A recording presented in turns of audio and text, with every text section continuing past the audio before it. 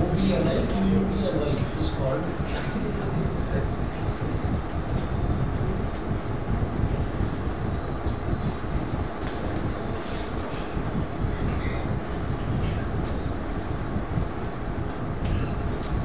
Refraction of light.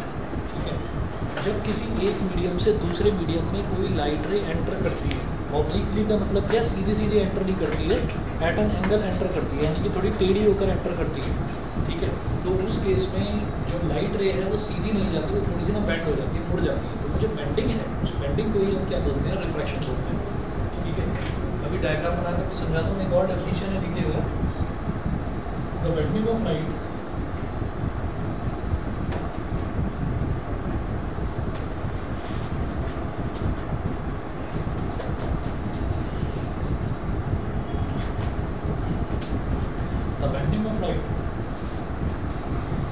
when it goes from one medium to another obliquely,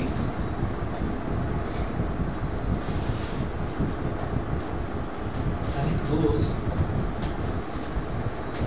from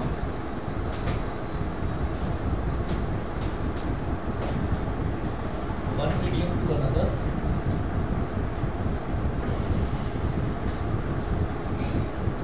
obliquely, and it goes from one medium to another obliquely, is called reflection of light.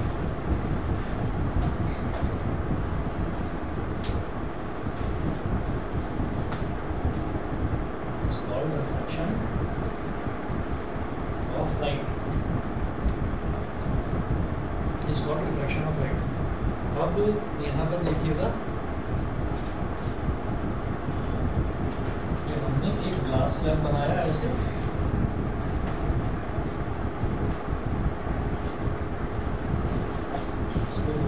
Glass slab,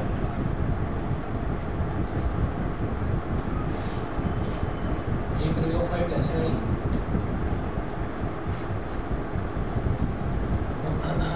तो इधर जो medium है वो क्या है, air है, इधर जो मीडियम है वो क्या है, वो ग्लास है, ग्लास है। तो जिस पॉइंट पर ये स्ट्राइक कर रही है, कोई भी रे ऑफ लाइट जिस पॉइंट पर स्ट्राइक करती है उसको बोलते हैं पॉइंट ऑफ इंसिडेंस। ठीक है, कोई भी रे ऑफ लाइट जिस पॉइंट पर स्ट्राइक करती है उसको बोलते हैं पॉइंट ऑफ इंसिडेंस। तो यहाँ पर ऐसे पॉइंट ऑफ इंसिडेंस है, पॉइंट ऑफ इंसिडेंस पर परपेंडिकुलर ड्रॉप करते हैं तो इसको क्या बोलते हैं, नॉर्मल, इसको बोलते हैं नॉर्मल। ठीक है, अब ये इंसिडेंट रे है, तो अगर चेंज ऑफ मीडियम ना होता, मतलब ये टेढ़ी एंटर कर रही है, सीधी नहीं आ रही है, ये ऑब्लिकली एंटर कर रही है, तो ये एयर से कहाँ एंटर कर रही है, ग्लास के अंदर एंटर कर रही है, तो एयर से ग्लास में एंटर कर रही है। अगर मीडियम चेंज ना होता तो ये ऐसे ही चली जाती, सीधी सीधी चली जाती, लेकिन मीडियम चेंज हो रहा है तो ये नॉर्मल की तरफ थोड़ा सा बैंड हो जाएगी, it will band towards the normal, normal की तरफ, ये नॉर्मल है, नॉर्मल की तरफ थोड़ी सी झुक जाएगी। तो यही जो बेंडिंग है, इस बेंडिंग इज कॉल्ड रिफ्रैक्शन। ये हो गया रिफ्रैक्टेड रे, और ये वाली जो रे है ये है इंसिडेंट रे, रिफ्रैक्टेड रे और इंसिडेंट रे। ठीक है,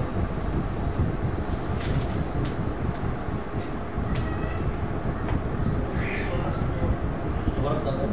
जब भी कभी कोई रे ऑफ लाइट, जब भी कभी कोई रे ऑफ लाइट किसी एक मीडियम से दूसरे मीडियम में एंटर करती है, जैसे ये इंसिडेंट रे है, ये इंसिडेंट रे एयर से आ रही है और एयर से कहाँ एंटर कर रही है, ग्लास में एंटर कर रही है, एयर से ग्लास में एंटर कर रही है।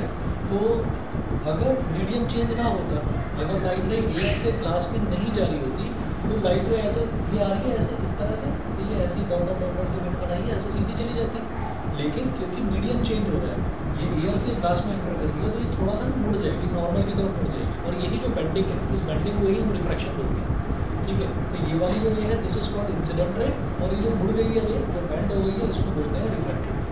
ठीक है, अच्छा, इंसिडेंट रे नॉर्मल के साथ जो एंगल बनाती है this is called angle of incidence, refracted रे नॉर्मल के साथ जो एंगल बनाती है this is called angle of refraction. ठीक है, तो एक लाइन में लिख लीजिए इसको, the angle between incident ray and normal at the point of incidence, the angle between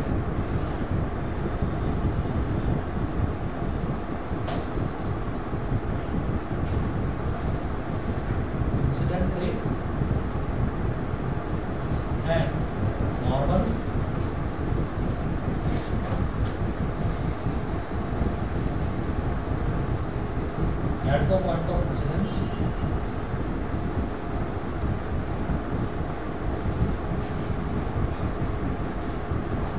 is called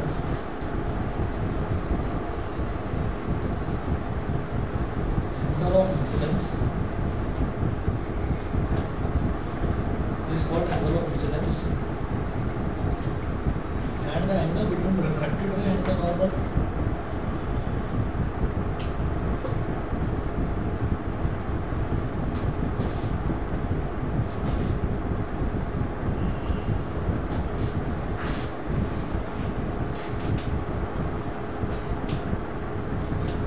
Refracted ray and normal at the point of incidence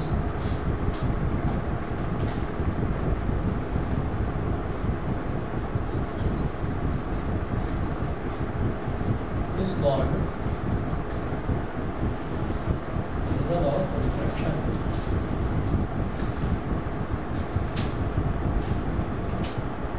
Is called angle of refraction. ठीक है, इतना बस note कर लीजिए, बाकी इसको reflection को मैं अगली क्लास में कंटिन्यू करूँगा.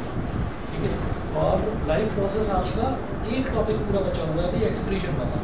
रेस्पिरेशन हो गया, न्यूट्रिशन हो गया, ट्रांसपोर्टेशन हो गया, एक्सक्रीशन छोटा ही टॉपिक है, ज़्यादा बड़ा नहीं है. इसमें किडनी का फंक्शन वगैरह वो सब कुछ है, तो वो अभी आराम से करना. ठीक है, पहले ये कंप्लीट कर दो. सुखी थी